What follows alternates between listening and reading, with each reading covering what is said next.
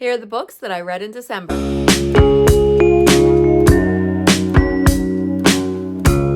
Hi friends, welcome back to Pages and Chaos. And December was a very hectic month for me. So as far as reading went, I took it very easy and I just did mood reads. And I wound up reading 3 books. So the first book that I picked up was The Murder Before Christmas. This was one of the books that I got from like one of those stuff your Kindle days. So I picked it up on my e-reader and I got through it pretty fast. I actually gave this 3.5 stars. So this was about Charlie, who opens up a tea shop, and one day a customer comes in asking her to brew a specific tea that is possibly poisonous. She asks about different poisons and things like that. And unfortunately, it turns out that her husband ends up dead. But is it because of her? Did she find what she needed somewhere else? So I enjoyed this. It was a cute, cozy mystery. I gave this 3.5 stars.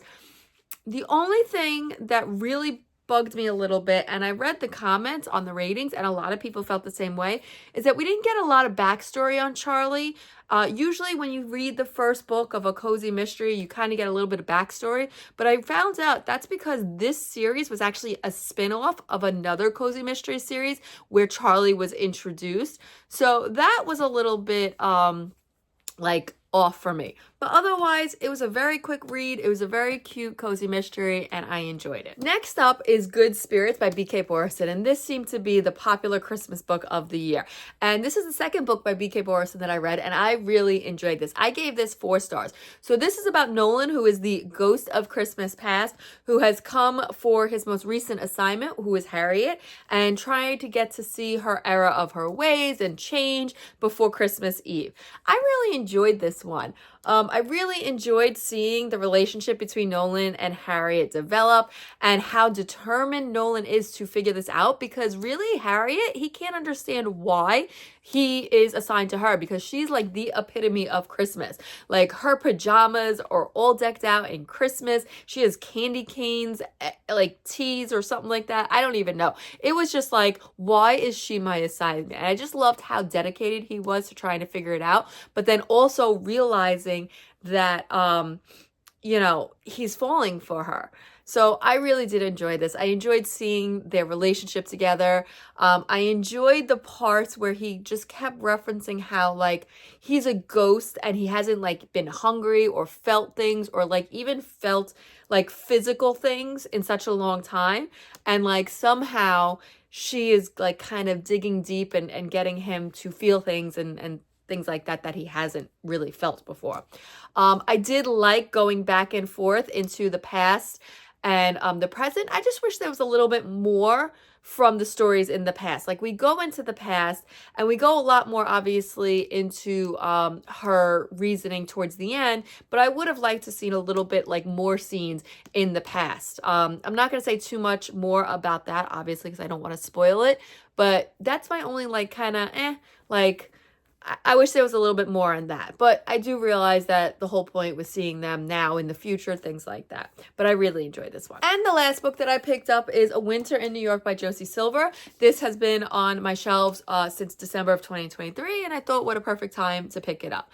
I gave this 3 stars. It was okay. It was enjoyable. 3 stars still means that I enjoyed it. There were some times that I felt like it was just like a little drawn out and boring. So this is about Iris, who after her mom passes moves back to New York where her mom spent some time. She's from London or England. And she has her mom's gelato recipe, and then she meets Gio and finds out that this recipe that her mom passed down to her is actually a family recipe of Gio's family's gelato shops. And there is this situation where only 2 people in the family at any given time know the secret recipe. 1, so that they don't like leak it, but 2, in case something happens to one person, there's a second person that could pick it up.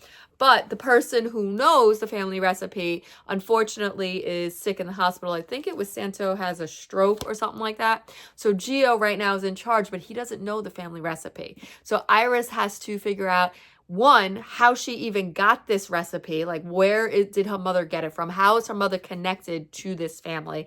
And 2, does she give it to him? And then that opens up like a whole family drama thing. So there were parts that I was just like, okay, like, let's go. Like, it was a little boring. And then all of a sudden it was like parts that we felt like jumped to like a few weeks later, and like nothing really happened. It was a lot of back and forth where just like things didn't really happen or progress. And then like going back and forth, I would have liked to see a little bit more of the background of like maybe her mother's story, because it goes back to some scenes of her mom and how she got the recipe, things like that.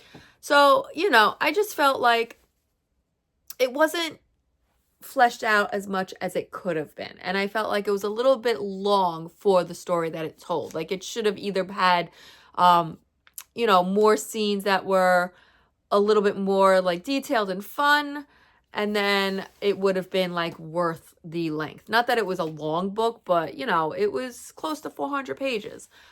So overall, I landed on 3 stars for this one. So it was definitely enjoyable, but I felt like could have had a few more extra elements to it. Well, there you have it. Those are the books that I read in the month of December. Let me know down below in the comments, have you read any of these books?